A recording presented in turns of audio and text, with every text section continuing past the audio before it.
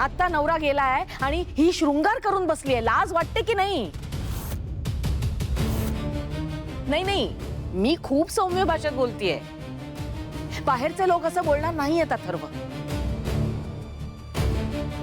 दादानी आजपर्यंत जी प्रतिष्ठा कमावली आहे ना, ती ही बाई धुळीत मिळवेल. आत्या, आईला बोलू देशील का तू? ऍटलिस्ट ती तुझ्यासारखी बेजबाबदारपणे वागणारी नाहीये. अनन्या, अथर्व, आजपर्यंत तुम्ही दोघांनी मला कायम समजून घेतलं. असं कायम ऐकून घेतलं आणि यापुढे ऐकून घ्याल याची मला खात्री आहे. मला इतरांशी काही घेणं देणं नाहीये. दादासाहेबांचं अस्थि विसर्जन झालं आणि त्या दिवसापासून दादासाहेब रोज माझ्या स्वप्नात येत आहेत. मला म्हणाले, मंजिरी, माझ्यासाठी तू कसलाही त्याग केलेला मला आवडणार नाही. मला तुला याच रूपात बघायचंय, कारण मी तुझ्या याच रूपात जिवंत राहणार आहे. आता तुम्ही दोघंच सांगा, मी काय करू? दादासाहेबांचं ऐकू का लोकांचा विचार करू? तो खडा गळ्यात घालण्यासाठी किती नाटकं सुरू आहे तिची बघ. किती खोटं बोलतेस ग? मेलेला माणूस असं कधी स्वप्नात येऊन बोलतो का? मूर्खपणा आहे सगळा. का मूर्खपणा करून आत्मा बोलवता येतो ना? मग कोणी स्वप्नात काय येऊ शकत नाही? एनिवे, मुद्दा तो नाहीच. आईने कसं राहायचं, काय नेसायचं, हा तिचा प्रश्न आहे.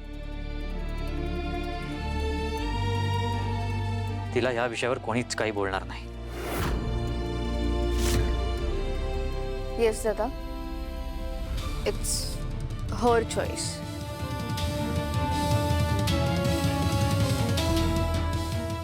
वाह, आता सगळं हळूहळू माझ्या मनाप्रमाणे व्हायला लागलंय. आता फक्त एकदा कवड्या मिळाल्या की सगळं नीट होईल.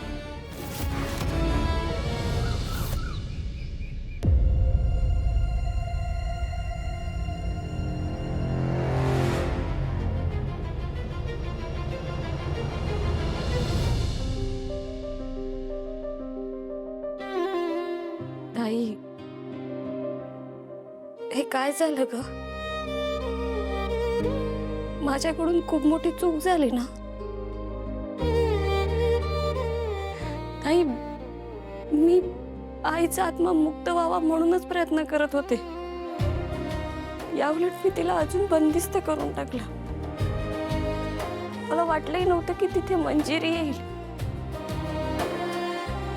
पण ती तिथे कशी काय आली? मीरा, हे बघ, तू शांत हो आधी. हे बघ, आपण जे केलं ते आईसाठीच केलं ना. मग स्वतःला इतका दोष देऊ नकोस ग.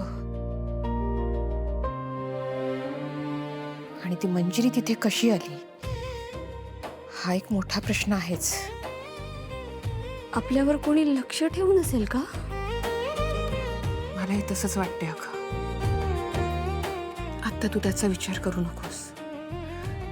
हे बघ, तू जर अशी खचून गेलीस तर मग आपण आईला कसं शोधणार?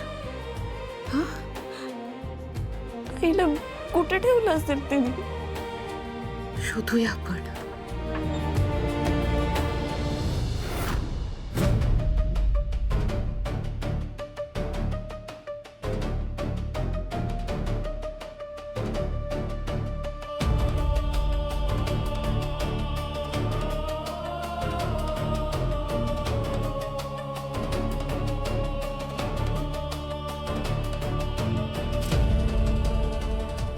का रडतीयस?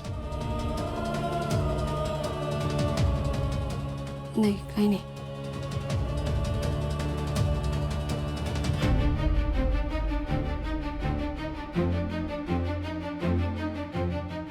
काय झालंय?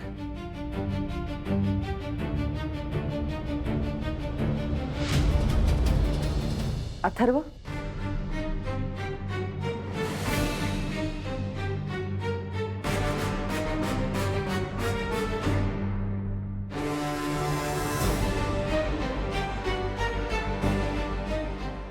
काय झालं? मीरा, काय रडतेस तू? कोणी काही बोललं का तुला? हा, बाळा शांत हो. मला कळतंय घरात एवढं सगळं घडलंय, सगळ्यांनाच त्याचा त्रास होतोय, पण तू काळजी नको करूस, सगळं ठीक होईल. अथर्व, तू वेदाला घेऊन ये ना. थोड्या वेळ तिच्याबरोबर वेळ घालवला तर मीराला बरं वाटेल. हं?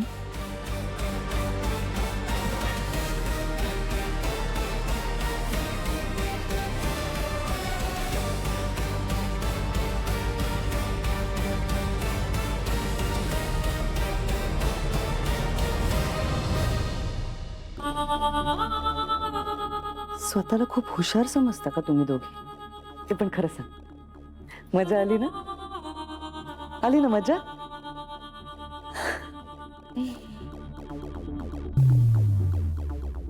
तू मजा ग माझ्या सून.